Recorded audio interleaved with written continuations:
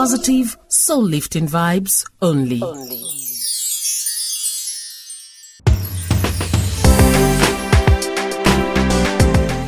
right, without much ado, let's move on now to join Emmanuella Owobu, a lady who's not just a psychologist, she's also a trained clinical professional counselor, and she runs the Bright Future Community Healthcare Services, Baltimore, Maryland. She's my friend, she's my sister. Emmanuella, welcome to Life is Good. Thank you so much, Cordelia. Thank you. It's great to have you join us. What are we looking at, Emmanuella? Welcome. Thank you, Cordelia. Today we're talking about shame.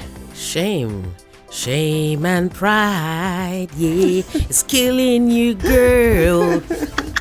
I'm sure you know that song. So, what is shame?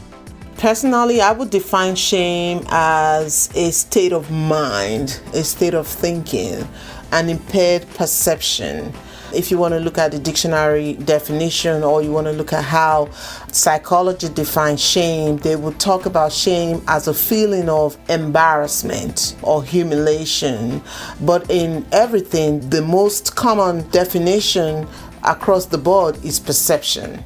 It's a view. So sometimes the way that you view shame or how it comes about, it's something that is non-existent. It's in your mind, it's in your thinking. Therefore, for me, I would say that shame is a negative emotion and it reflects your state of being in your mind. So why is it necessary to look at it when we're talking about mental health? When we talk about mental health diagnosis, for us in the United States, we use the DSM-5, which is the current edition of the DSM, for our diagnosis as a guide for diagnosis, even though that book doesn't have shame per se as a diagnosis.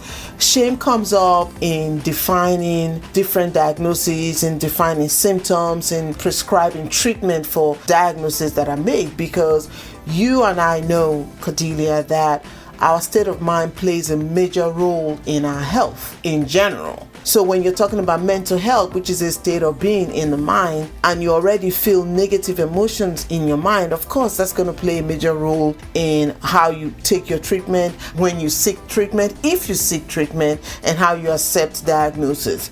When it comes to shame, I'll give you an instance.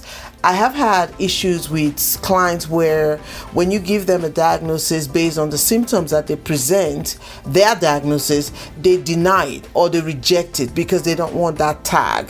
They are ashamed of being tagged or being diagnosed with the diagnosis that their symptoms presented have pointed to.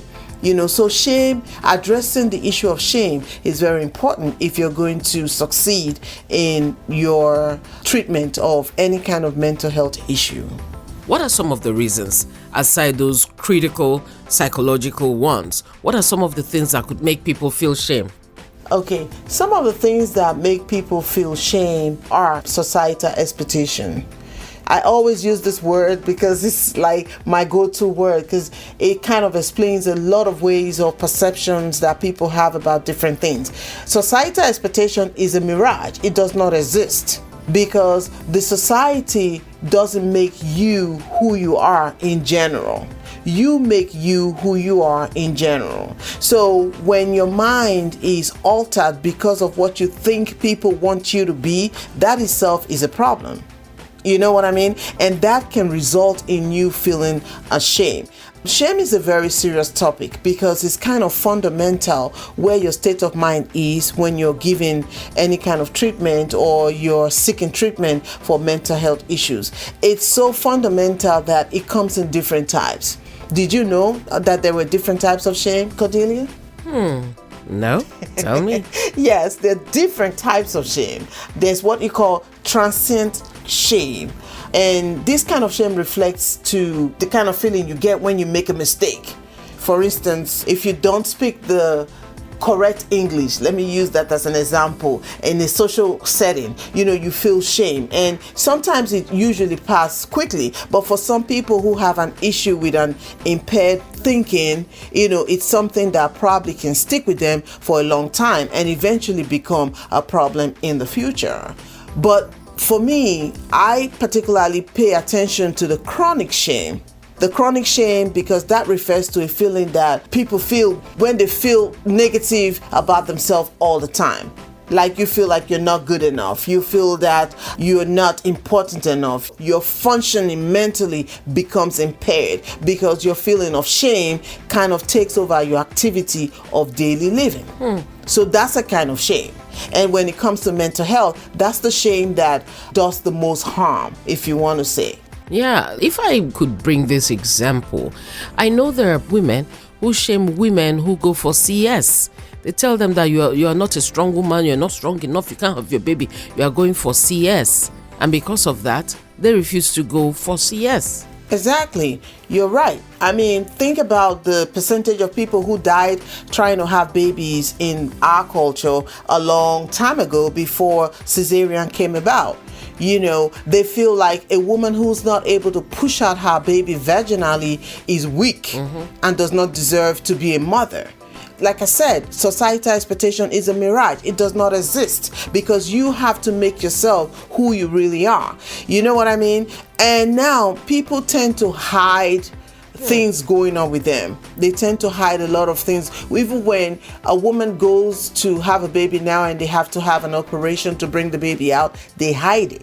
Yeah. They hide it because they don't want people to know that, oh, well, they had to open the stomach because that means that you're less of a woman. But that's not true, Cordelia. You know that's not true. So that's why societal expectation is a mirage. It really doesn't exist. So you have to make sure that you as a person, you find a way to make yourself whole. Because if you don't make yourself whole, then you leave cracks for different people, different things, different situations to begin to define you. Now tell me, how confusing will it be if a tree passes, it defines you? If breeze passes, it defines you. If I come, I define you. Then who really are you? I think weight too can be another problem. Either too skinny, too fat, too this or too that, weight-wise and appearance. Well, yeah. So you're talking about perception of self. It's perception of self. So what really is weight? You know, sometimes, you know, for me, when you talk about weight, it's always an interesting topic for me, especially because I've always never been skinny. You know, I don't really know what it is like to be skinny. I wasn't born skinny. I don't think I'll ever be skinny. But when I was growing up, I used to think that it was so bad, my perception of self, because I wasn't what was on the billboard. I wasn't what was on TV. I wasn't what was the ideal weight or the ideal shape of what I thought I wanted to be, like a pilot and stuff like that. That I actually thought that it was a sin to be a little on the heavy side. And therefore, if you commit sin as a Christian, what happens? You go to hell, right?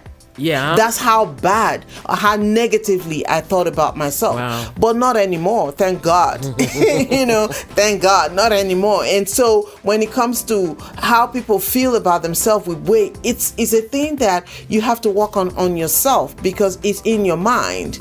Well, there are other things you can do to help yourself, but you know that it's not just food that make people fat. There are medical conditions that make it impossible for people to lose weight. There are so many medical conditions that people don't know about that can make people stay fat even for the rest of their life, fighting for their life because they are unable to shed fat. You know what, Emmanuella? Yes. I think this topic on weight will form another edition of the program. I'm very sure of that. Right. But I just brought it in because people tend to be or feel shame when they look at themselves in the mirror. They don't want to come out and so on and so forth.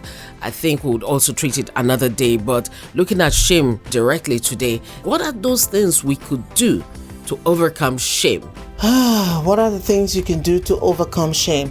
One of the things that you can do to overcome shame is to accept that you have a problem with shame. Because I've said this over and over again, if you don't know you have a problem, it's impossible to solve that problem. So once you understand that there's a problem, then maybe you should seek help.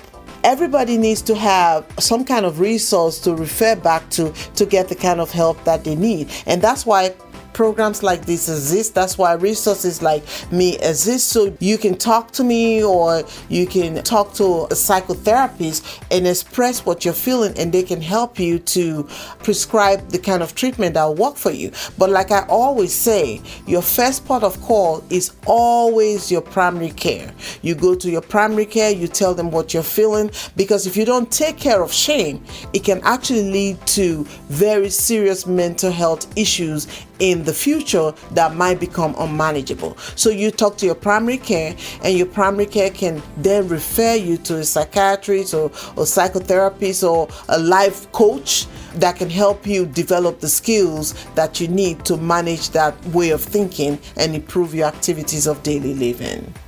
Thank you so much, Emmanuella. Last line, any last line? Remember that every day you see the sky, there's hope. Every day you see the sky, there is hope. And when there is life, there is hope. Thank you so much, Emmanuella Owobu, for being with us today on Life is Good. Perceptions will be back next week. This is Life is Good.